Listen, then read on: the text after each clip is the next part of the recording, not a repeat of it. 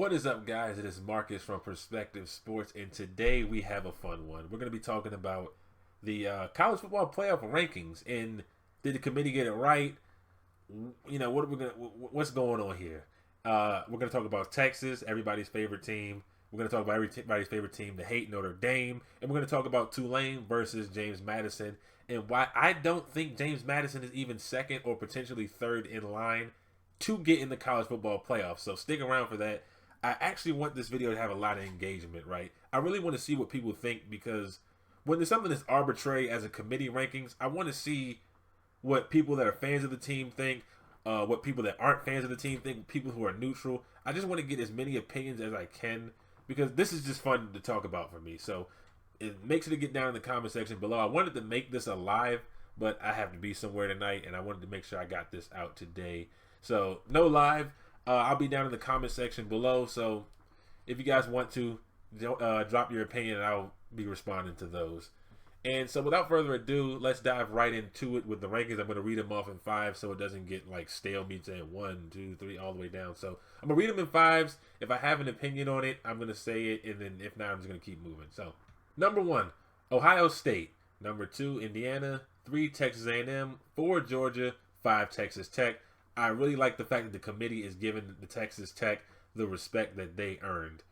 Then we have 6, Ole Miss, 7, Oregon, 8, Oklahoma, 9, Notre Dame, and 10, Alabama. I don't think the committee is giving Oregon its proper respect. I do think the Iowa win is much bigger than they get credit for. They kind of went to Iowa and played an Iowa-style game and still came out victorious. And you can say Iowa's offense isn't greatest. I mean, we all know Iowa's offense is Iowa's offense, but I think that's a good win. But 7 is not the end of the world, honestly. Oregon is still firmly in the playoffs. So then we have BYU at 11, Utah 12, Miami 13, 14 Vanderbilt, 15 USC. 11 through 15, I don't have strong opinions on these teams. I do like BYU. They did have that hideous loss on the road to Texas Tech, but they did beat Utah. So BYU, I do like what I see out of them. The other teams, I don't particularly have a strong opinion about. 16 Georgia Tech, 17 Texas, 18 Michigan, 19 Virginia, and 20 Tennessee. Now, Texas we're going to talk about as our first topic, so I'm going to hold off on them. Tennessee, I feel about Tennessee how most people feel like about Notre Dame and Texas, except Tennessee has no wins versus FBS schools that are 500 or above. And I think that should matter to be ranked. Yes, their schedule is difficult being in the SEC, but come on, guys. Then we have 21 Illinois, 22 Missouri. They're in the same boat as Tennessee. 23 Houston, 24 Tulane, and 25 Arizona State. Now, I think the committee has actually done a very good job overall. Now, I'm not saying I agree with everything they've done so far, but I think they've done a pretty good job at ranking these teams and making their criteria clear and understood. And let's start with everybody's biggest gripe, or at least was everybody's biggest gripe. Texas University. And I get it. I was one of those people that when the rankings first came out, I was like, Texas? Texas? What are we doing? Like, what? But then, me being me, I'm open to my opinion being swayed, and so I listen to as many opinions as possible, and Joe Clapp managed to sway me. He pointed out something really good. The committee is making it clear that if you schedule quality out-of-conference games and you happen to lose, you're not going to be eliminated.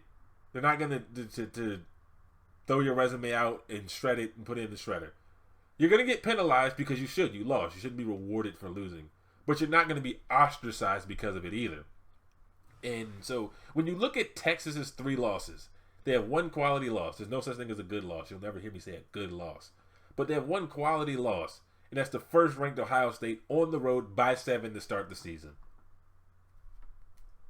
I mean, Ohio State is a really good football team, and to lose by 7 in Ohio State, it's not the end of the world. But there is shame in losing to what is a now 7-loss Florida team and getting bullied by 25 points at Georgia. And that's why they're here where they are at 17 and no longer in the playoff. But Texas does have the ability to say something that almost nobody else can say. And that's they have 2 top 10 wins over Oklahoma. Yes, John Mateer's first game back, all that stuff. And Vanderbilt, which most teams cannot say. And that is why the committee had them in the playoff until last week's beatdown in Athens. And I am a firm believer that, I don't know if you're ready for this, if Texas wins out and ends the season with a win over number 6 Oklahoma, number 9 Vanderbilt, and number 3 Texas A&M, they'll be in the playoffs. You will see the Texas Longhorns, Arch Manning, and that defense in the playoffs if they win out. I'm confident in that. Very, very confident that if Texas wins out, they'll be in. Because no matter how you rank teams, whether it's where they were ranked at the moment or where they are ranked now, none of that applies to Texas. Because they were ranked highly when they beat them, and they're ranked highly or well respected right now. They're all firmly still in the rankings, and Ohio State has only moved up in terms of their loss. So I'm just going to put it out there. If Texas wins out, they're going to be in the college football playoff.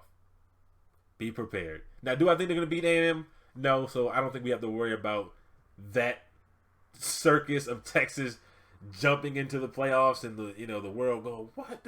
They lost to Florida. This is unbelievable. They got beat by 25 by Georgia. This is unbelievable. Where's the shame in the sport of football? So, I don't think we're going to have to worry about that. But if they do, they'll be in it. Mark my words. And now everybody's favorite team to hate, Notre Dame. The committee holds Notre Dame in the same regard as the other Power 4 schools, and I'm going to say it rightfully so. I know some people are going to say they need to join a conference, but I don't really get into that conversation because it makes zero sense. They'd lose a boatload of money joining a conference. And, I mean, they don't really have to. If other schools want to be in Notre Dame's position where they don't have to be in a conference and still make big-time conference money. So, for money reasons, that'll never happen, at least anytime soon. But let's talk football. Let's get into their resume. Lost by 3 at Miami to start the season, followed by a loss at Texas A&M, right after that by 1. So both of those teams are currently in the playoff race and ranked inside the top 15, and they're not bad or ugly losses, so they didn't get the belt put to them by either of these teams. 3-point loss in Miami, then they went to Texas and lost by 1. And again, the same thing about Texas University. They were ranked highly then.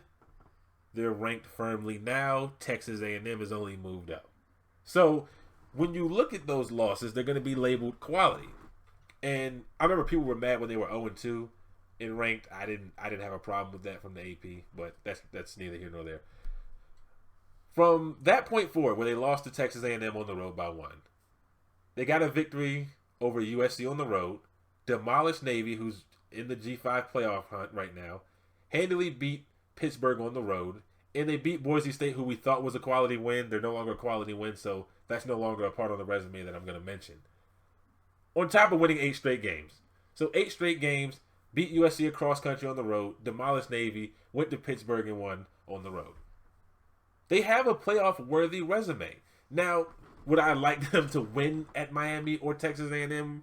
Yes. But when you look at what Notre Dame has done this year, whether you think they should be number 9 or not, I think they're a playoff team. And if they win out, I think there's no reason to leave them out of the playoffs at all, to be completely honest with you all. And now for the fun part.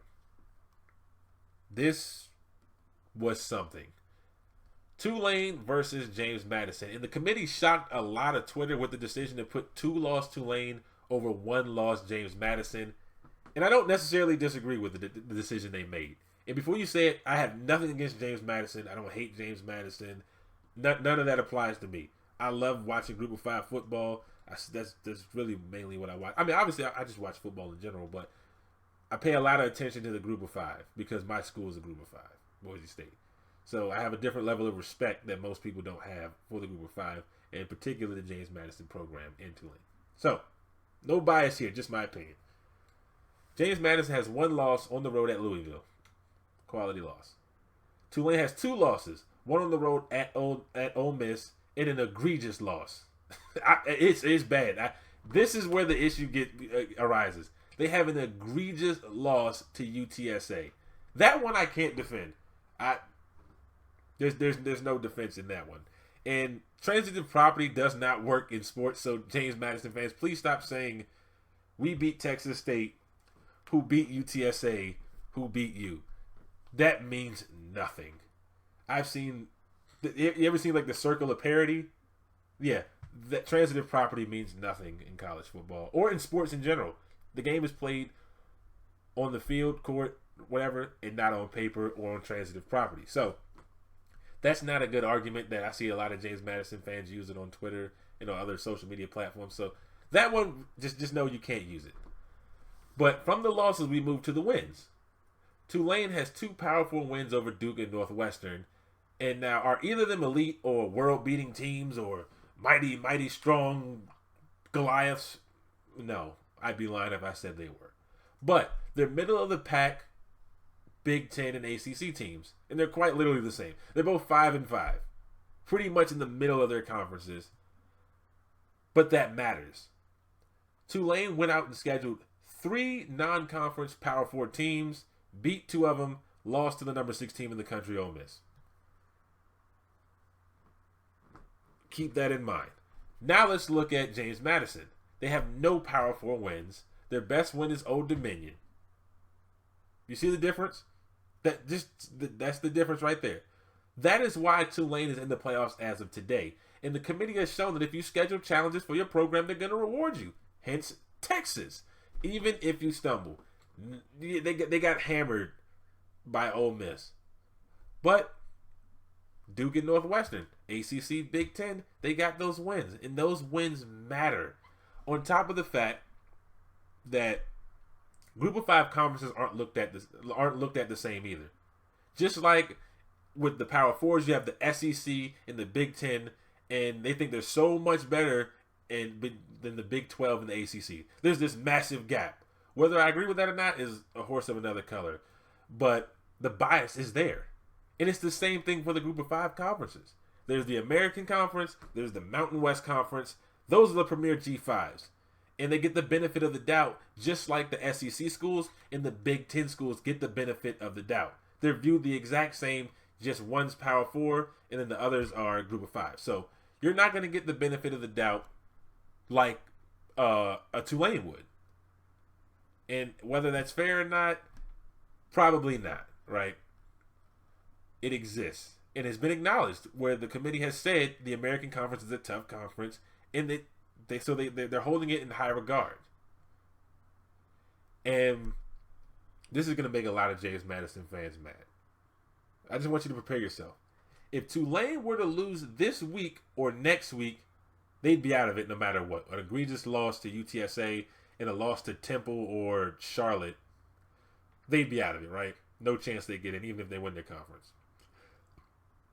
I don't think James Madison will be next in line. I don't think they are. I think if Tulane were to stumble, North Texas would be next in line. And it would get interesting, right? Because they both have the same Power 4 win. I'm assuming James Madison wins out. They're 11-1. Let's call it 12-1. They win their conference, right? They'd have the same Power 4 win over Washington State. But North Texas would also have a win over Navy, who is thought of very highly right now, especially after the drubbing they put on USF. And to get a little nastier, if North Texas were to lose, I don't even think James Madison would get in then. I think it'd be tough for the committee to keep him out at this point, right? If Tulane and North Texas were to stumble, it'd be all hell breaking loose if they didn't get them in the playoff at that point. But Navy might be behind North Texas because they'd have wins over USF and Memphis. Memphis was ranked at one point in the season when I believe it was the first rankings that came out. Memphis was the Group of 5 selectee, even though none of the teams were ranked. They said Memphis is the best. Navy came and put belt to Memphis. And then their only loss is to Notre Dame, who's in the playoff, in North Texas, who they just had over them. So I don't think it would get that nasty to the point where the committee would just look at James Madison and have them fourth in line right now. But I definitely don't think they're right behind Tulane. I think North Texas is behind Tulane. And I think if North Texas stumbles, then I think the committee will have to put James Madison in the playoffs. And it's a real shame because I think this James Madison team is a good team. I've seen a couple of games from James Madison. I like what I see. But to be completely honest with you guys, I don't see James Madison getting in even if Tulane stumbles, and that's a shame. because they've earned the right to be in the college football playoff. And so I was gonna put my playoff format in this video, but I decided to just make it a separate video, so be on the lookout for that. I have some interesting wrinkles to make it more competitively balanced, per se. So I'm going to get working on that video now before I have to leave out. I should probably go jump in the shower. But be sure to like, comment, and subscribe. Definitely be able to comment. I want to see what you guys think down in the comment section below about your opinion about the committee, what's your opinion about what I had to say, and I'll be down there engaging. So see you there.